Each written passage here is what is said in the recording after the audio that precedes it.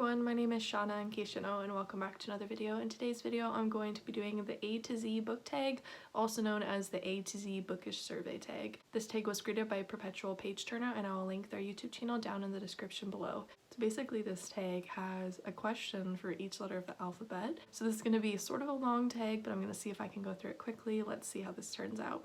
The first question is author you've read the most books from. I mean, if you count manga, it's definitely Hajime Isayama, which I probably butchered his name. I tried to watch videos on how to say his name, but I suck at saying his name. Basically, I've read 30 volumes of Attack on Titan so far, and I've read like a bunch of Attack on Titan Before the Fall when I was younger. I need to reread Before the Fall because I don't remember it very well, but I've read at least 35 books by him.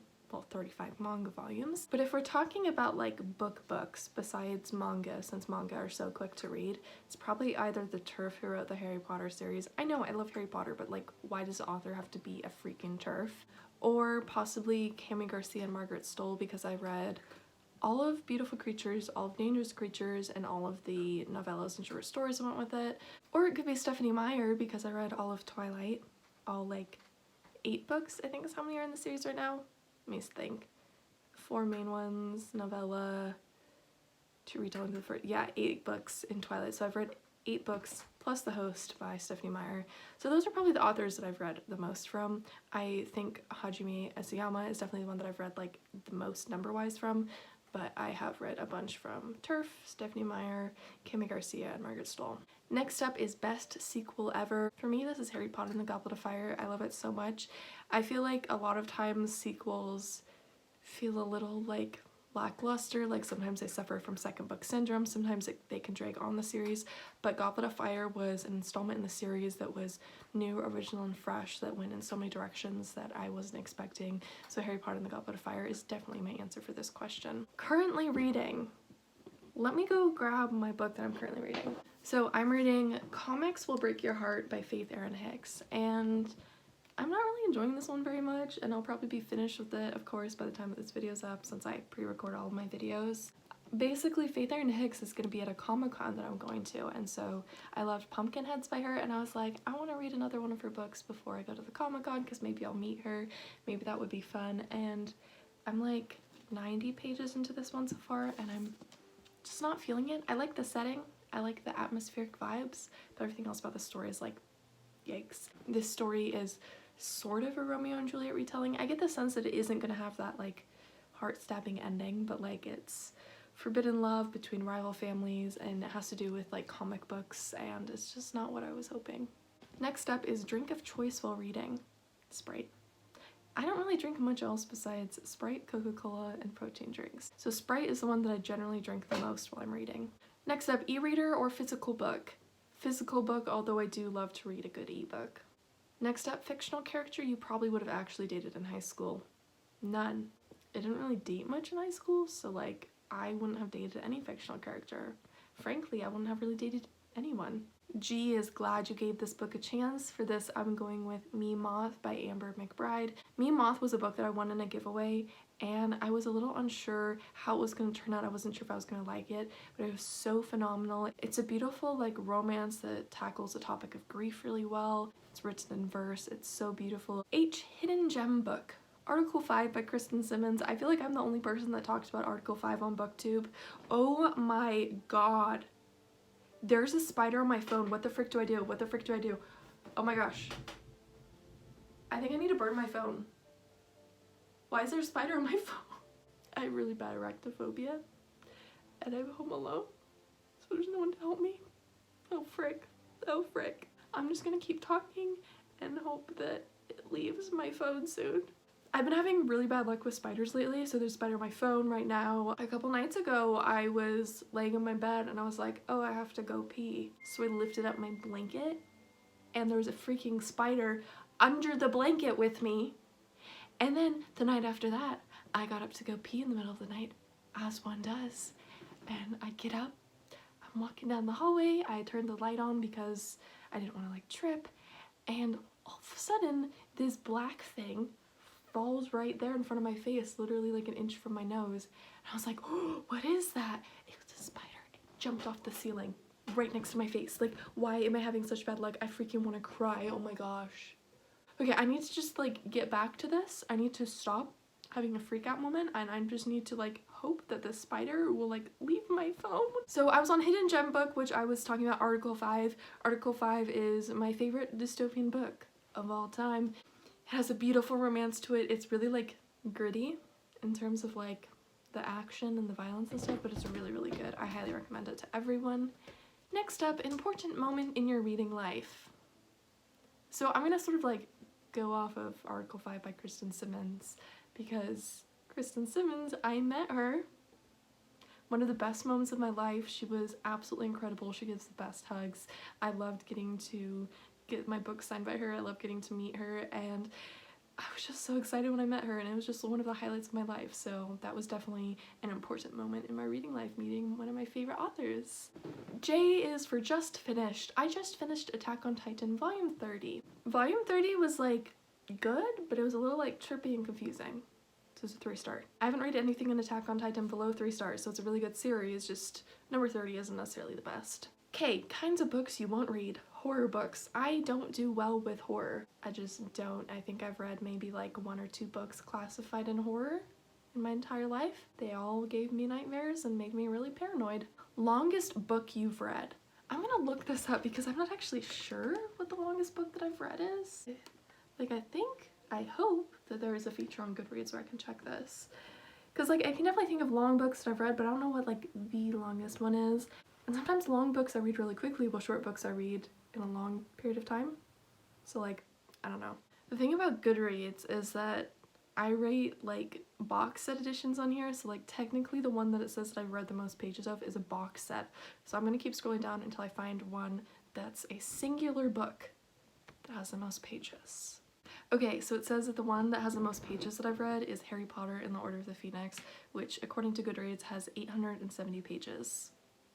I love that book so much, and I am not surprised that that is the one with the most pages that I've read. Next up, major book hanger because of. I don't really get book hangovers.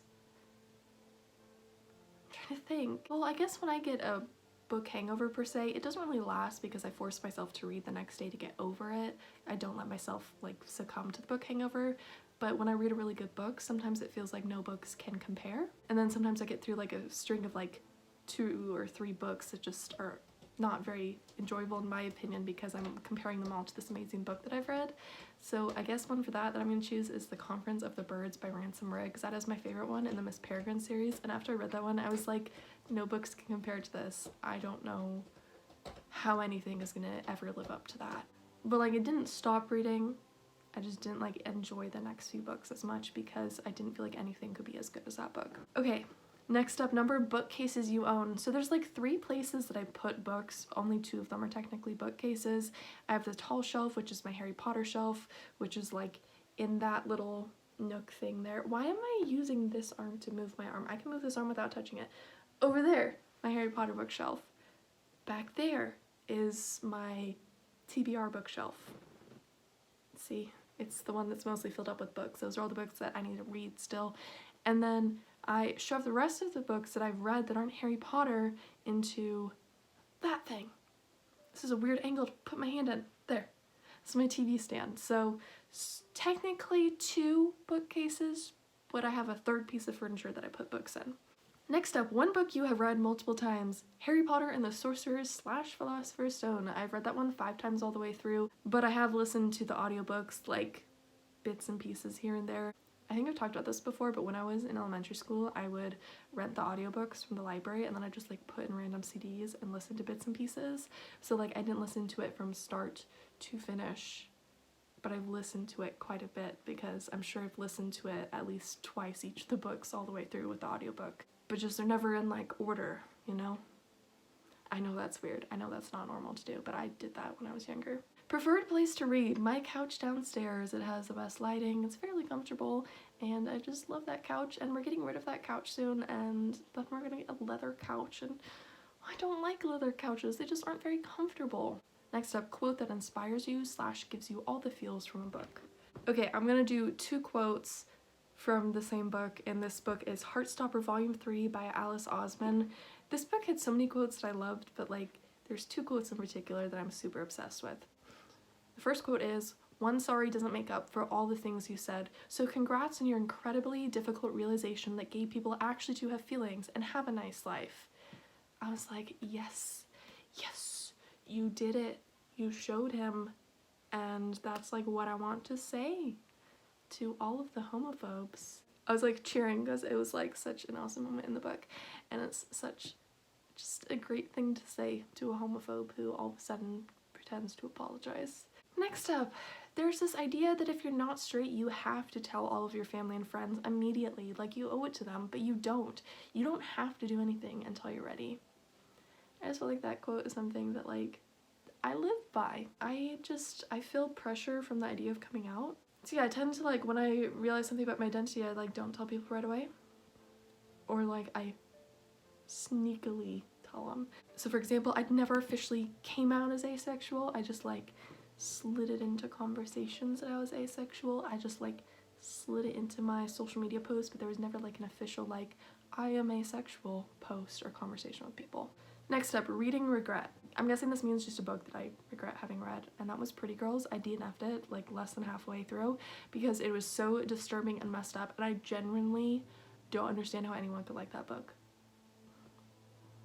It has basically all the triggering topics in the world, and it didn't even like feel like it dealt with the triggering topics in like a respectful and productive way. It felt like the triggering topics were being used as like plot twist shockers, you know, and I was like, these are extremely sensitive topics. You can't just casually throw them into a book. And for S, series you started and need to finish, and in parentheses it says all books are out in the series. So for this I'm gonna say His Dark Materials, which starts with the Golden Compass, then goes to the Amber Spyglass and the Subtle Knife. I may have gotten that out of order, but I need to finish that series. All the books are out in that series, and I've only read the first book so far, and I own the next 2 books, and I just need to finish them, you know? T, 3 of your all-time favorite books. The Hunger Games by Suzanne Collins, The Maze Runner, and Divergent by Veronica Roth. I of course love dystopian books, and I know that a lot of people are like out of their dystopian phase. I never left my dystopian phase. The thing about me is once I obsess over something, I don't just stop obsessing. I obsess for my whole life. So like books and movies and stuff that I liked as a 12-year-old, I still like it now. I just have like a wider range of stuff that I'm obsessed with, you know? You, unapologetic fangirl for Harry Potter and the Cursed Child. I know a lot of people hate it. I love it. I've seen the play. The play is so good. I love the script too, and I've read the script like twice, I think, and I just love Cursed Child so much, and I will defend it until the day I die. V, very excited for this release more than all the others. Either Bloodmarked by Tracy Deonn, which is the sequel to Legendborn, or Kiss Her Once for Me by Alison Cochrane, and I got approved for an arc for Kiss Her Once for Me on NetGalley. I am so excited. You don't even understand. I got that email and I was like, and I was like freaking out, and I had this goal for myself that I wasn't going to request any more NetGalley books this year until I finished all of the ones that I read, but then I saw Kiss Her Once for Me was on NetGalley, and I'm like, screw it. I'm ruining this goal because I need this book right now. I cannot wait until release date in like November or whenever it's coming out. I'm like, I need to read it right now before release date. W is worst bookish habit. I damage a lot of the books that I own. And I don't mean to damage them, just like life happens, and I'm not like super obsessed with like keeping the spine intact and stuff. I'm gonna go find a book really quickly that's damaged and show you what I mean. So this copy of Sorcerer's Stone that I read has a cracked spine. Also down there, you can see it's sort of damaged. And there's even a page in here with like a chunk missing. And luckily it didn't like get out a chunk of one of the most important pages. Boom. See? And then this copy of What Will Happen in Harry Potter 7. So the cover's bent and... okay, so basically I took this one to the beach and I dropped it in the water. Don't let me borrow your books if you like your books in pristine condition, because I am not good at keeping books in pristine condition. Alexa started talking randomly downstairs and I thought someone broke into my house, and I just had a panic attack because there's a spider on my phone, so I wouldn't be able to pick it up to call, and there's like voices downstairs because of Alexa. Like, I'm a mess today. I'm a mess. I shouldn't be at home alone today, but I am. Anyways, for X Marks the Spot, I had to go and pick the 27th book starting at the top left, Wait, did I do it? Yeah, I did it right. I forgot left and right for a second. Okay, so the 27th book was, oh my gosh, I just hit my laptop with the book. Okay, 27th book was Part of Your World, A Twisted Tale by Liz Braswell. I've not read any of the series so far, but I own a lot of them, so I really need to read them. On the back it says, what if Ergil had never defeated Ursula? Sounds really interesting, and I can't wait to read this one. And I did the shelf with the books that I haven't read yet, because it will give you the most variety. So yeah, anyways, this was the answer for X. Why is your latest book purchase? I went to Target yesterday and I got some books. They had manga for about $7.05 each, and I needed the final 3 volumes of Attack on Titan, and they had the final 3 volumes there, so I got the final 3. I got 32, 33, and 34.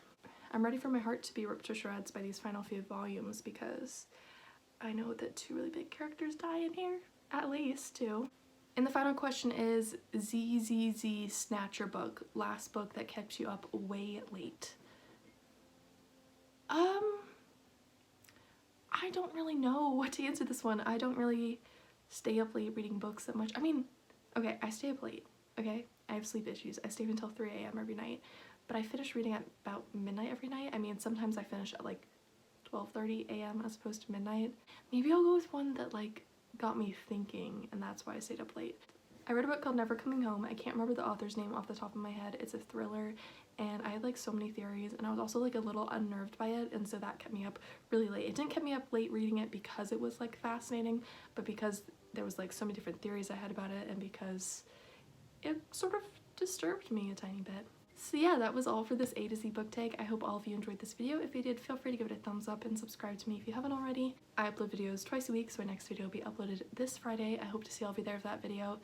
Right now, I've got to go figure out how to get the spider off my phone so I can use my phone, because that would suck if I can't use my phone for the rest of the day.